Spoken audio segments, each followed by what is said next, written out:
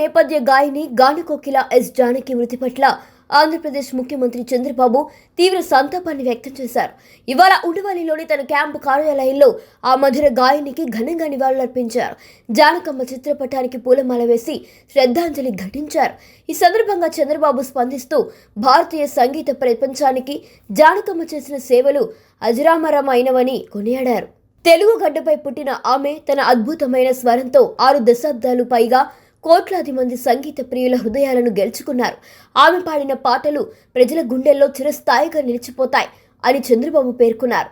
Yes Janaki కుటుంబ సభ్యులకు, ప్రపంచ వ్యాప్తంగా ఉన్న ఆమె అభిమానులకు తన ప్రగాఢ సానుభూతిని తెలిపారు. ఆమె ఆత్మకు శాంతి చేకూరాలని భగవంతుణ్ణి ప్రార్థిస్తున్నట్లు చంద్రబాబు పేర్కొన్నారు.